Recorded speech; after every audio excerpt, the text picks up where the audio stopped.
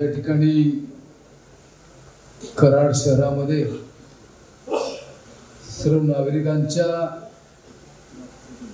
विकासासाठी सर्व या शहराच्या एकत्र उन्नतीसाठी प्रयत्न करणाऱ्या लोकशाही आघाडीच्या वतीनं इथं आपण ही बैठक आयोजित केली आहे आणि या बैठकीच्या निमित्तानं या ठिकाणी उपस्थित असलेल्या माजी राष्ट्रीय ॲडव्होकेट विद्याराणी साळुंखे, ॲडव्होकेट उमाताई इंगरे, जाणीता मार्गदर्शक ॲडव्होकेट मानसीराव पाटील, नंदकुमार बटाणे, त्याचप्रमाणे माजी उपराष्ट्र आपले माजी अध्यक्ष सुभाष काका पाटील, अध्यक्ष जयंत काका पाटील,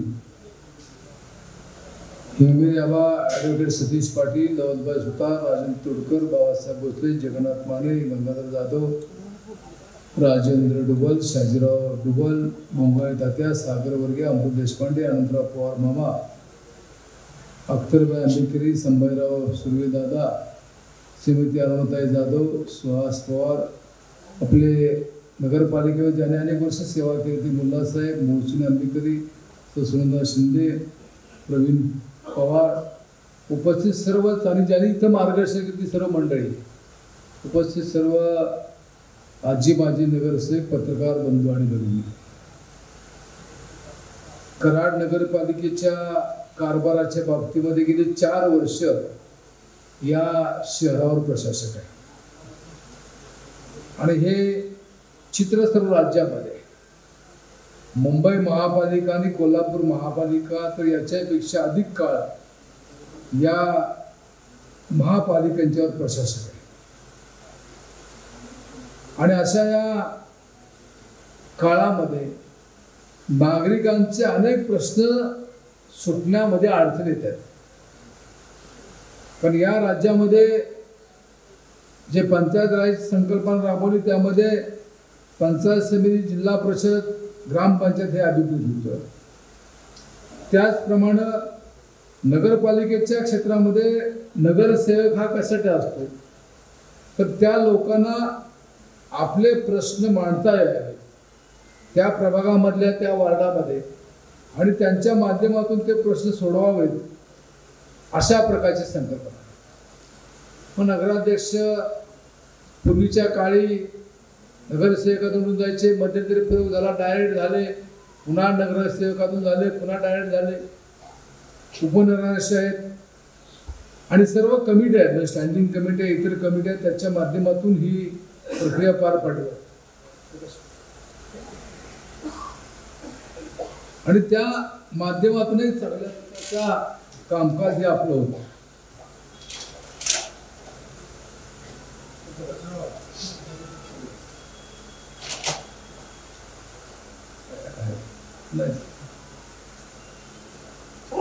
आपल्या गावाचं वैशिष्ट्य काय की आपल्या गावाला एक ऐतिहासिक परंपरा आहे, एक राजकीय पार्श्वभूमी आहे आणि भौगोलिकदृष्ट्या सुद्धा गाव हे अतिशय मोक्याच्या ठिकाणी, म्हणजे पुणे बेंगळूर हायवेवर आपलं गाव आहे.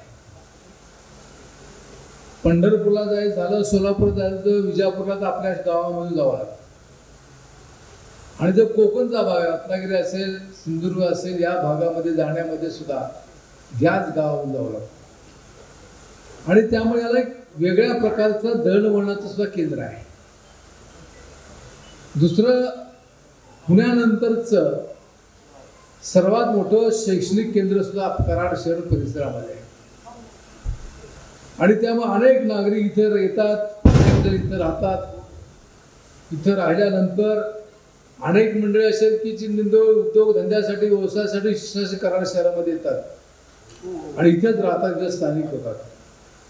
कारण या शहराचं वैशिष्ट्य आहे, हे शहर सर्व जाती धर्मांना बरोबर घेऊन जाणारं शहर आहे आणि शहरामध्ये शांततामय सहजीवन ही संकल्पना आहे, ती संकल्पना अधिक वाढीस मदत ही निश्चित त्या ठिकाणी झालेली आहे आणि अशा या शहरामध्ये आपण सर्व राहत आहोत. आता निवडणूक आयोग घेतलेल्या, कालच निवडणूक आयोगानं या निवडणुकीची घोषणा केली आहे. या 150 वर्षापेक्षा अधिक काळ असलेल्या गावामध्ये 42 वर्ष आदरणीय पी डी पाटील साहेबांनी या शहरामध्ये नगराध्यक्ष काम केलं आणि त्या त्या काळामधल्या सर्व जाती धर्मातल्या लोकांनी आदरणीय पी डी पाटील साहेबांना साथ आणि सहकार्य दिलं आणि त्यामुळे गावामध्ये एक चांगल्या प्रकारची विकासाची कामं होऊ शकली. आपले नेते आदरणीय यशवंतरावजी चव्हाण साहेबांचा फार मोठा वरद असल्या शहरावर राहिला. हे गाव माझं आहे, हा परिसर माझा आहे, भूमिकेतून चव्हाण साहेबांनी काम केलं आणि त्या भूमिकेला अनुसरून आपण सर्वांनी त्यांच्या अपेक्षा पूर्ण करण्याचं काम आपण निश्चित केलं आहे. या शहरामध्ये जे प्रश्न आहेत त्या प्रश्नाच्या बाबतीमध्ये एक आहे की आपण एका अर्थी सुदैव आहोत की आपण कृष्णा कोयनेच्या तीरावर आहोत. त्यामुळे किती दुष्काळ आला तर आपल्याला पिण्याच्या पाण्याची कुठली अडचण येत नाही. फक्त फरक एवढाच आहे की एक नगरपालिकेला एक सीओ आले होते की मला भेटायला आले. त्यांना मी सहज विचारलं, म्हणलं आम्ही कराडकर कुठल्या नदीचं पाणी पितो? ते चढ दिवशी म्हणले कृष्णेच.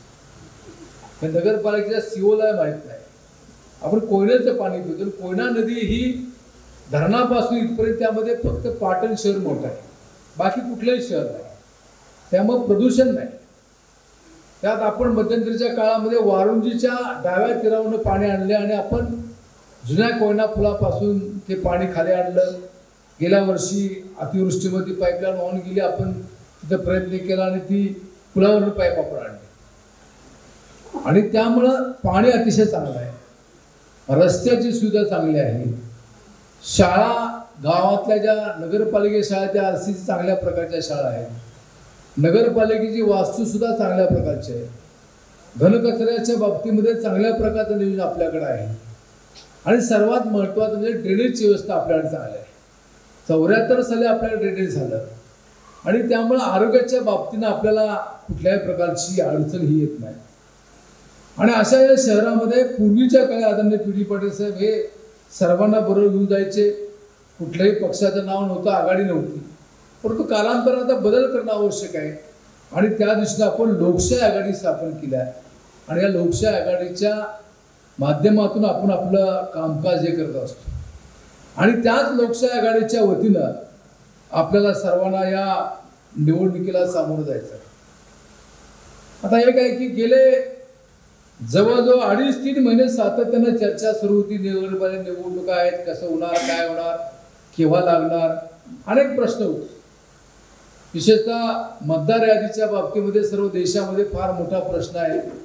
दुबार मतदार यादीचा फार मोठा प्रश्न आहे किंवा ग्रामीणमध्ये मतदान आहे, शहरामध्ये सुद्धा मतदान आहे.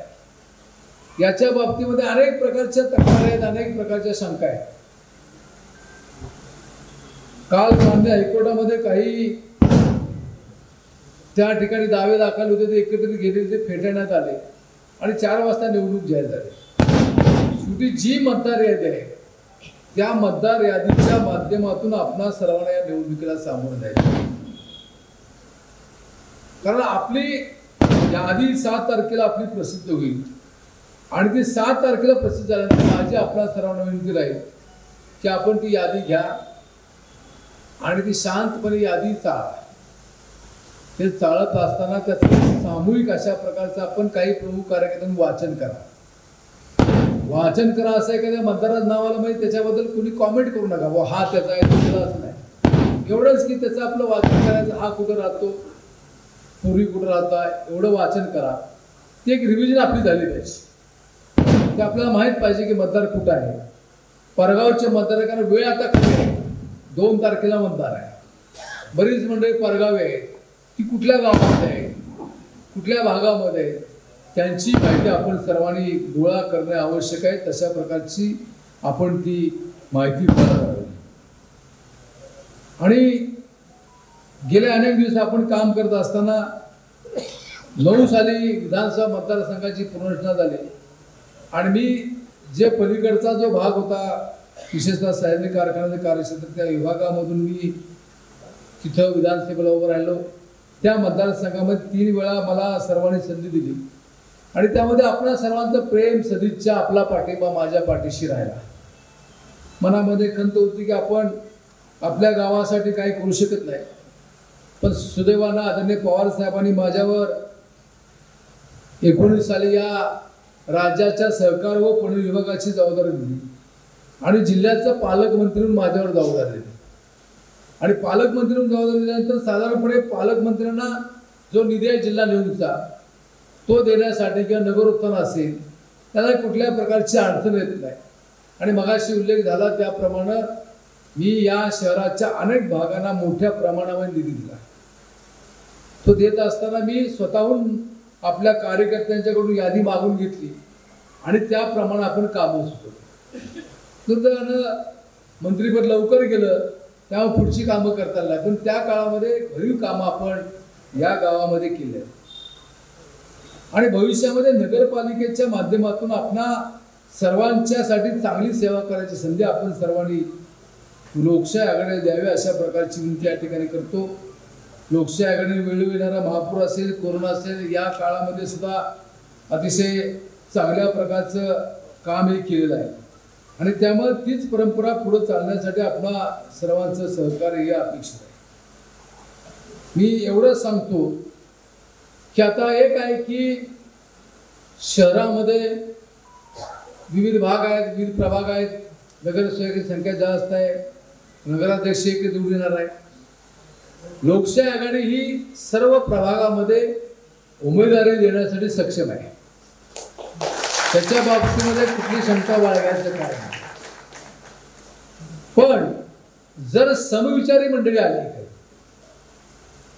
काही मंडळी समविचारी की गावाच्या विकासासाठी, गावाच्या एकंदर शांततामय जीवनासाठी, गाव हे चांगल्या प्रकारची काही डेव्हलप होण्यासाठी आमची सर्वांची काम करण्याची मानसिकता आहे.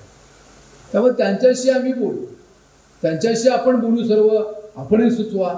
त्यामुळं एक सर्वांना परवानगी देण्याची आमची भूमिका आहे. माझं गाव कराड, मी गावासाठी, ही संकल्पना आपल्याला राबवायची आहे आणि त्या उपक्रमाला आपण सर्वांनी सहकार्य द्यावं अशा प्रकारची विनंती सुद्धा या निमित्ताने या ठिकाणी करतो. आणि मी तुम्हाला सर्वांना एक आश्वासन देतो की आम्ही सर्व मंडळी, गावातले अनेक ज्येष्ठ मंडळी आज इथे येऊ शकले आहेत, ही सर्वजण एक चांगल्या प्रकारचे सक्षम पदाधिकारी या गावाच्या 5 वर्षाच्या सेवेसाठी आम्ही निवडून देऊ, आम्ही निवडू, त्यांना आपण निवडून द्यावं अशी विनंती या ठिकाणी करतो.